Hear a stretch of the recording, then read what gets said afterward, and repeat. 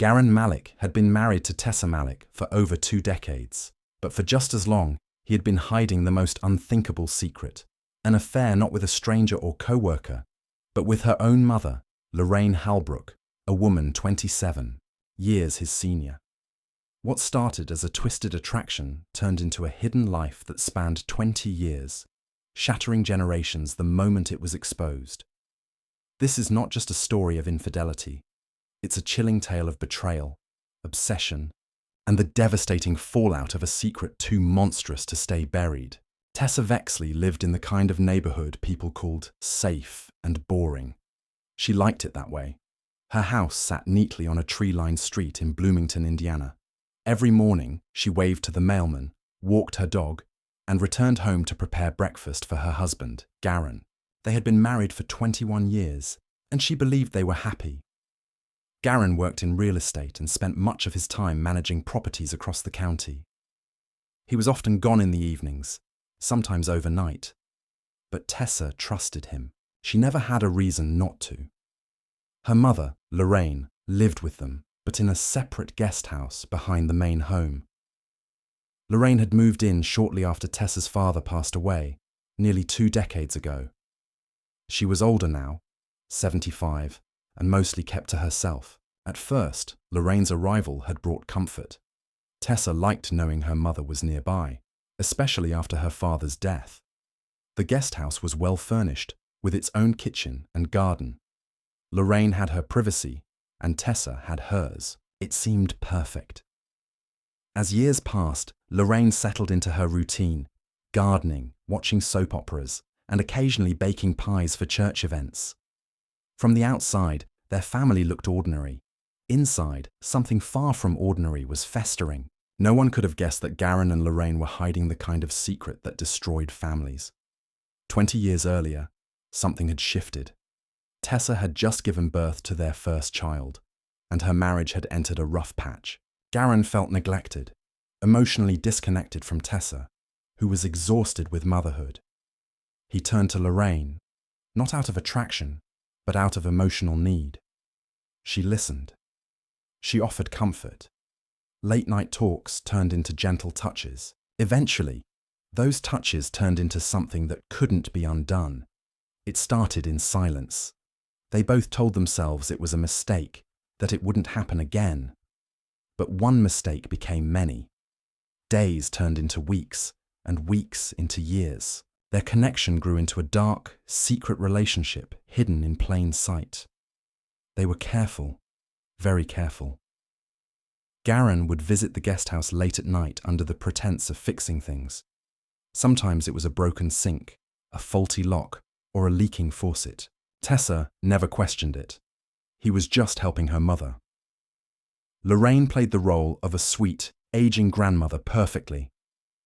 Over the years, the affair morphed into something more than lust. There were feelings involved: possession, manipulation, power. Lorraine, despite her age, had always been sharp and charismatic. Garren, younger and emotionally fragile, was easily swayed. She had a way of making him feel important, unlike Tessa, who was often distracted by the demands of family life. Garren, meanwhile, maintained his image as a loving husband. He brought Tessa flowers, remembered anniversaries, and supported her through everything. But he never stopped seeing Lorraine. As the years rolled by, Garren and Lorraine created an invisible world of their own, right under Tessa's nose. They communicated through coded messages, secret phone numbers, and hidden email accounts. They never spent holidays alone, never left any trace. To outsiders, Lorraine was simply the helpful, aging mother-in-law who occasionally attended family dinners and took her place in the background. No one ever suspected her of anything. There were close calls. Once, a neighbor mentioned seeing Garren leave the guest house in the early morning. Tessa brushed it off, saying he was fixing the water heater. Another time, Lorraine's old friend dropped by unexpectedly and caught Garren in the guest house. Lorraine explained it away as him helping with taxes. The lies were smooth, automatic, and unchallenged. Tessa had no reason to be suspicious. She trusted her husband and loved her mother. Her life was busy with raising children managing the household and working part-time at the local library. Lorraine often watched the kids when they were younger. She became more of a constant in their lives than Tessa ever realized. As Lorraine aged, Garren's behavior didn't change. If anything, he became more protective of her. He made sure she had everything she needed: medical care, financial support, and even installed a new security system in her guest house. Tessa saw this as a sign of his generosity, never questioning why he was so invested. There were signs, faint ones. The way Lorraine sometimes looked at Garren too long. The way he avoided eye contact with her in group settings. The odd tension that sometimes settled in the air when the three of them were in the same room. But Tessa, grounded in trust and distracted by life, never looked closer. She didn't think she needed to. Their youngest child left for college last fall. The house grew quieter. Garren seemed more absent than usual, often claiming late meetings or overnight trips. Tessa didn't protest. She thought it was normal. After all, they were aging, growing into new phases of life. She had no idea that her entire world was built on a lie. The truth was, sleeping just a few feet from her backyard. And it had been for 20 years. It was a quiet Tuesday morning when the first crack in the illusion appeared. Tessa was sitting at her desk at the small local library where she worked part-time. Among the usual delivery of books and donation envelopes was a plain white envelope, with no stamp, no return address, and her name typed neatly in the center. She opened it out of habit, expecting maybe a patron's thank you note or an event flyer. Instead, she found a single typed sentence on a blank sheet of paper. Ask your husband what he was doing in the guest house every Thursday night. Tessa's first instinct was confusion, then discomfort. The words were simple, but they carried a weight she didn't understand. She folded the letter carefully and placed it inside her purse. Her thoughts scrambled for explanations. A prank? A jealous neighbor? Someone trying to cause trouble? She told herself it meant nothing and forced herself to get through the rest of her shift. By the time she got home, the words had burned themselves into her mind. She looked out the kitchen window toward the guest house where her mother lived. Everything appeared normal. Lorraine was watering the roses in her garden. Garren wasn't home yet, still at a supposed property showing across town. She didn't say anything to either of them that evening, but something had shifted. A seed of doubt had been planted, and it grew fast. For the next few days, Tessa watched more closely. She began noting the times Garren visited the guest house, once on a Wednesday evening, then again late Thursday night. He didn't go in with tools or paperwork, just himself. He was always inside for longer than necessary. Lorraine, too, seemed different. Her mood lighter, her laughter louder, her eyes somehow bolder. Tessa didn't want to believe what she was starting to suspect. The idea was too disgusting, too impossible. Her husband and her mother. It felt like something out of a grotesque novel, not her real life. Still, she couldn't ignore the feeling that something was wrong, that the letter wasn't just a cruel joke, and that her world was about to change. Unable to confront either of them without proof, Tessa decided to act quietly. She bought a set of hidden cameras online, small ones, disguised as air fresheners and smoke detectors. She installed one in the hallway leading to the guest house, another pointed toward the back door, and one just above the kitchen window with a clear view of the yard. She told Garren she was trying to catch raccoons. He didn't question it. For a week, nothing happened. Garren's visits to the guest house were brief and uneventful. Tessa began to think she'd let her imagination get the best of her. But on the following Thursday night, everything changed. Garren had told her he had a property showing at 9 p.m. She pretended to go to sleep early.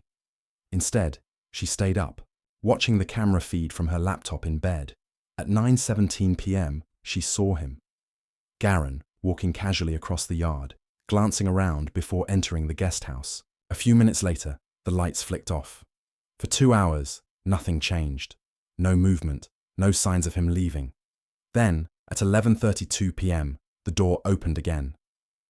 Garren stepped out, his shirt untucked, his hair messy. Lorraine stood in the doorway, in her nightgown, waving softly. Tessa closed the laptop and sat still for what felt like forever. Her face was numb. Her hands shook.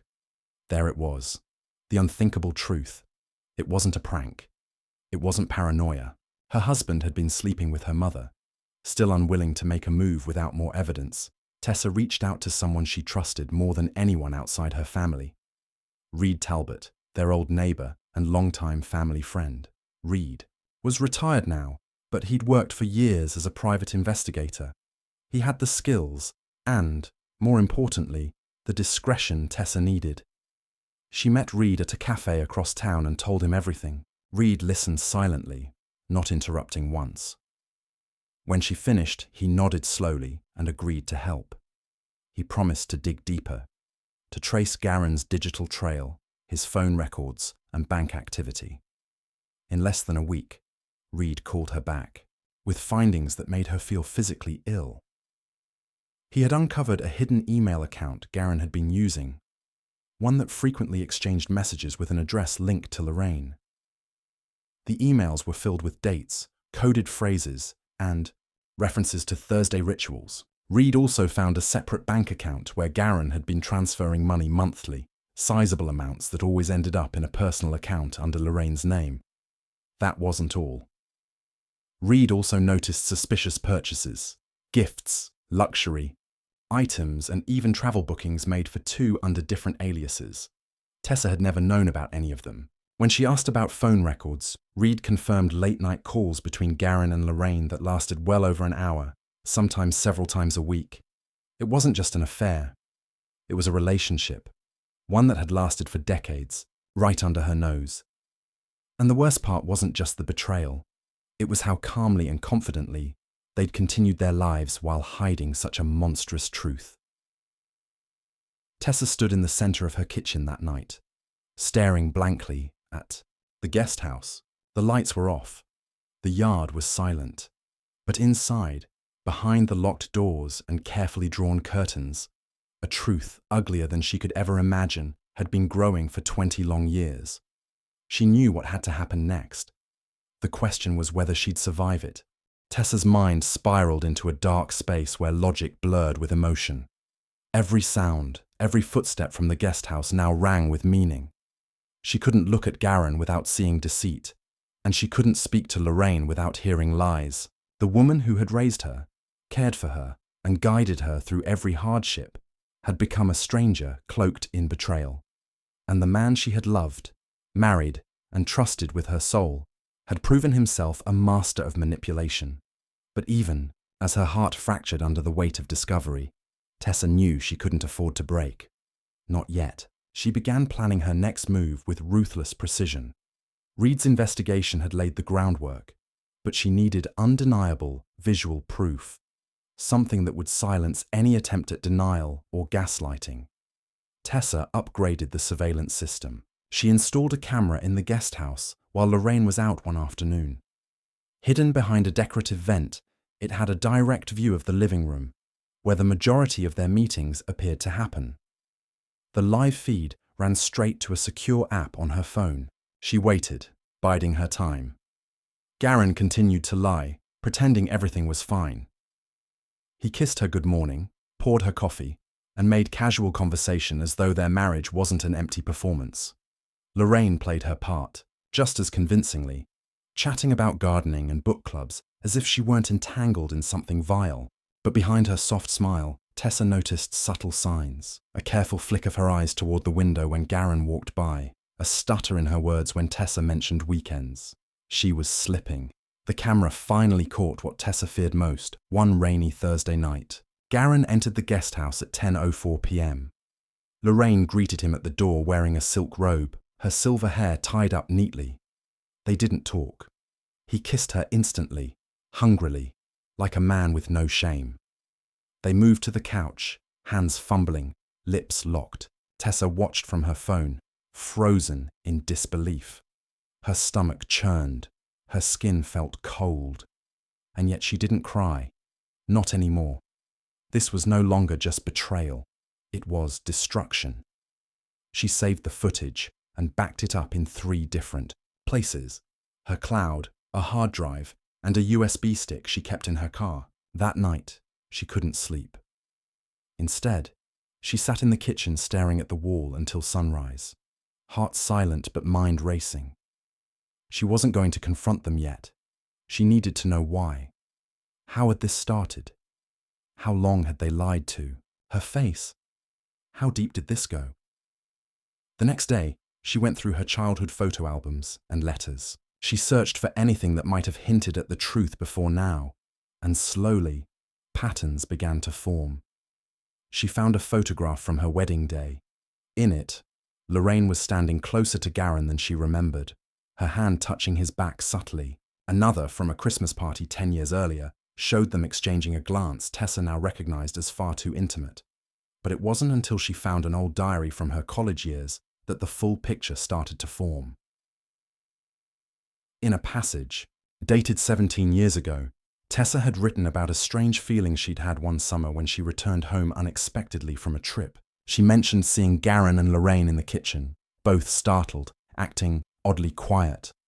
At the time, she chalked it up to tension over wedding planning. But now, rereading it, the pieces clicked together like a horrific puzzle. This had likely begun before she even married him. Fueled by growing rage, Tessa dug deeper. She checked hospital records from the time her father was ill, just before he passed away. Garren had been helping care for him back then. He was always around. Lorraine used to praise him, even call him the son I never had. It sounded innocent once. Now it echoed like a warning sign ignored. Garren had inserted himself into their family years before any marriage vows, embedding his presence like a virus.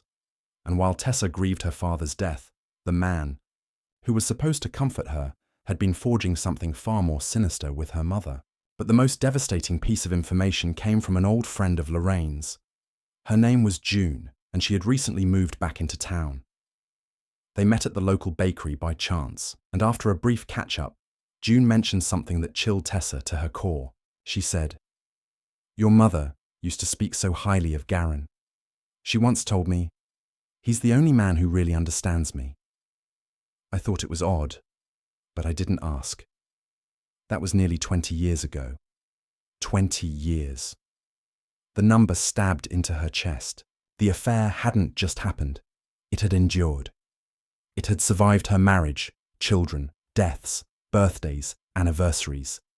It had been there through every milestone of her life, like a parasite feeding on her happiness. And they had let it thrive. Tessa returned home that day, no longer unsure of what she was facing. It wasn't a moment of weakness. It was a long, deliberate choice. Repeated, protected, cherished by both of them. And now they had to be exposed. But she wouldn't scream. She wouldn't beg. She wouldn't cry in front of them. She would destroy their illusion piece by piece. Just as they had destroyed her trust. Not with noise. With proof.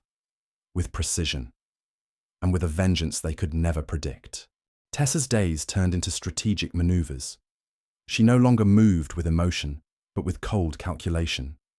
Every smile she offered Garren, every polite gesture toward Lorraine, was a mask, hiding the wildfire burning beneath her skin.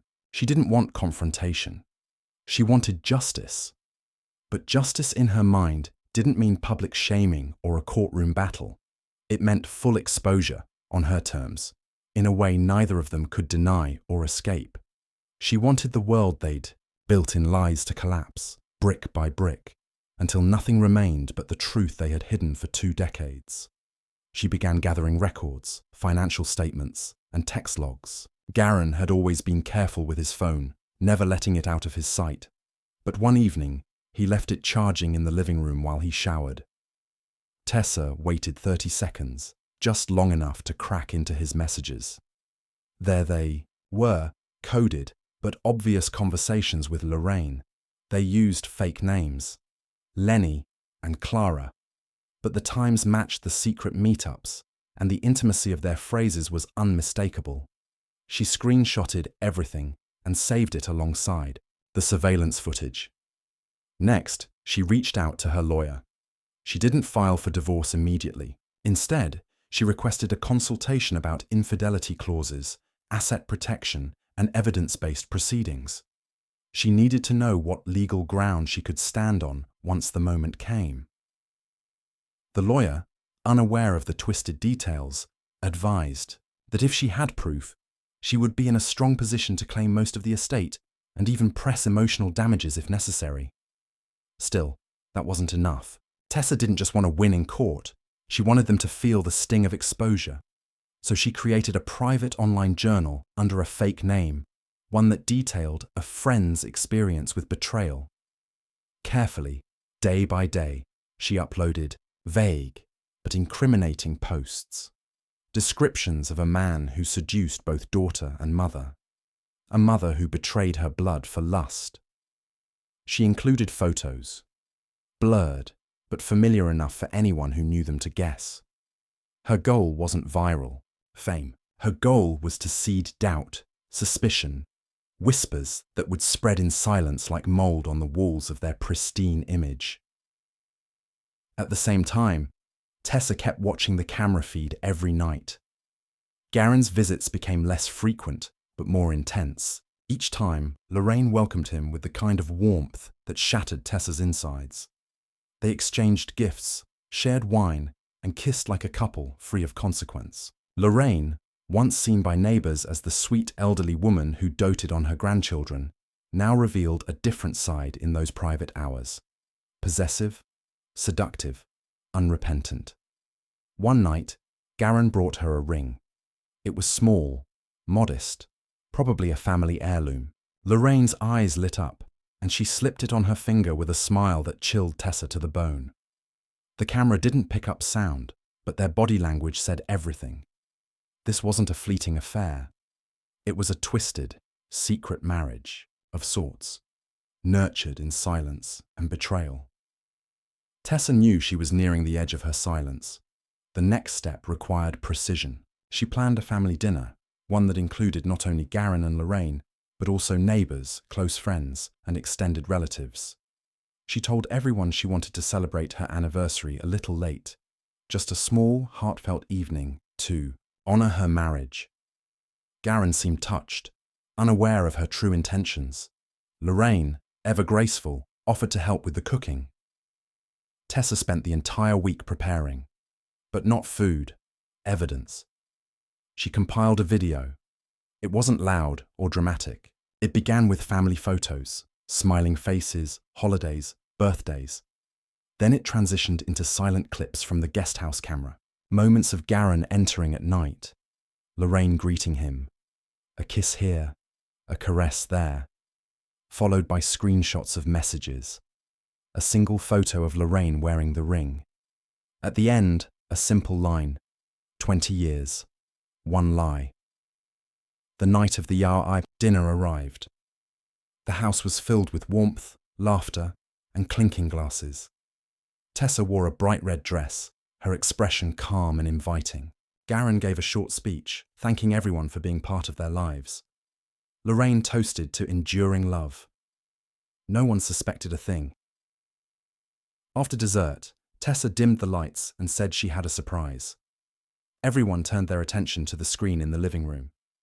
She pressed play. The video began, and for the first few seconds, people smiled, reminiscing. Then the footage shifted. Silence fell. Expressions changed.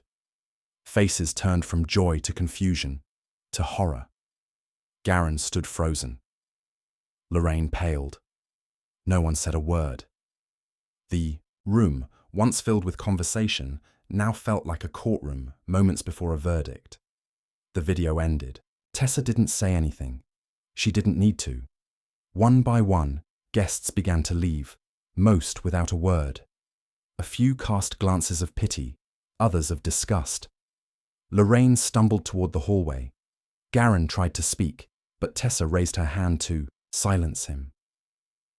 That night, Tessa slept alone in her bedroom for the first time in months. And for the first time in years, she felt clarity, not peace, not yet, but control.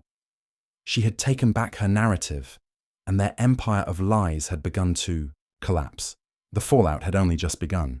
The days that followed were a storm of whispers, judgment, and cold shoulders. Garren and Lorraine found themselves abandoned by everyone who once called them family or friend. The neighborhood, once filled with cheerful greetings and shared barbecues, turned into a cold and silent landscape. Curtains fluttered with curiosity whenever either of them stepped outside, but no one waved. No one asked how they were doing. No one wanted to be near the scandal they now represented. Tessa, however, remained calm. She didn't gloat or retaliate further. She simply watched as the consequences of their betrayal unfolded, slow and heavy, like a winter snowfall, burying everything they once held dear. Garren moved out of the house 3 days after the dinner. He didn't fight for his belongings, didn't make demands. He left quietly with 2 suitcases and the ring box he had once offered Lorraine. He moved into a small apartment near the edge of town, one that used to belong to an old college friend who now hesitated to answer his calls. Lorraine, on the other hand, couldn't hide. Her reputation as a graceful elder, a doting mother and grandmother, had been shattered. Some neighbors openly confronted her. Others left anonymous letters in her mailbox. The local church, where she had once volunteered, gently asked her not to return for a while. Her phone never rang anymore, and her only company was her reflection. In the mirror, one that now looked older, lonelier, and far more pitiful than before. Tessa filed for divorce the following week. She did so with precise documentation and a silent, unwavering resolve. Her lawyer, who now fully understood the depth of the deception, assured her the process would be swift and in her favor. With the proof she had, Garren had no legal footing to contest. He didn't try. He signed the papers without a word and left the courtroom without looking back. The judge, stern and unimpressed, granted Tessa nearly full control of the marital assets. The house, the savings, and even the lake house they once used for weekend getaways, Garren left with little more than regret and a name now stained forever. Tessa never publicly spoke about the affair. She didn't need to. The footage had done all the talking. Her silence became a shield, powerful, controlled, and dignified. People respected her more than ever, not out of pity but because she had handled something unthinkable with grace and purpose. Even her children, who had initially struggled with the truth, slowly returned to her side. They no longer asked questions. They understood enough. Their visits became more frequent, and the cold distance that had once lingered in their eyes began to fade. Lorraine tried to reach out once, leaving a letter in Tessa's mailbox. It was a lengthy note filled with justifications, memories twisted, to excuse her behavior, and a final paragraph that begged for forgiveness. Tessa read it once, calmly folded it, and dropped it into the fireplace. There would be no reconciliation, no understanding. Some betrayals lived too deep in the bones to ever be soothed. Months passed, seasons changed. The house that had once been a battlefield of quiet resentment began to bloom again. Tessa repainted the living room, changed the furniture, replaced the bed. She even turned the guest house, where the affair had thrived, into a serene art studio, a place of creation instead of destruction. She found peace not in forgetting but in reclaiming. She learned to enjoy her own company, to savor mornings without fear or suspicion. The nightmares stopped. The questions stopped. The guilt that had never been hers finally disappeared. Garren's life, by contrast, crumbled further. He lost his job after his employer deemed the scandal too damaging to overlook. His professional reputation, once built on trust and reliability, was ruined. He applied to new firms, but heard nothing back. His days became a loop of silence, self-loathing, and fading hope. Lorraine became his only comfort, but even that soon turned sour. Without the thrill of secrecy or the illusion of romance, their connection grew stale. Arguments replaced affection. Bitterness replaced passion. Lorraine grew increasingly paranoid, fearing every knock on the door and every shadow on her porch. They had built a world on deceit, and now that world was rotting from the inside.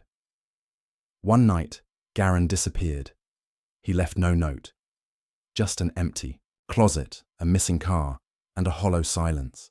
Lorraine reported it after 2 days, though it seemed more obligatory than panicked.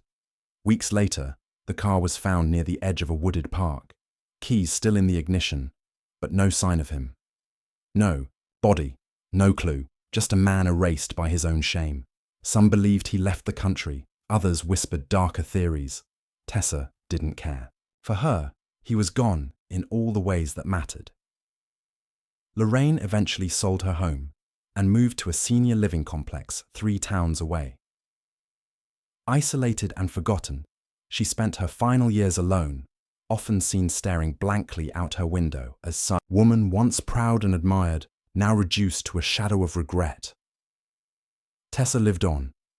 She didn't remarry. She didn't search for new love. Instead, she traveled, painted, and wrote a memoir under a pen name. It was published quietly and gained quiet success. It wasn't about the affair, but about surviving betrayal and finding power in silence. Those who read between the lines understood. And so, the story that had once been a tangled web of lies, lust, and betrayal ended not with screams or revenge, but with resilience. Tessa didn't destroy them. She simply let the truth do its work. And in the end, the truth was enough.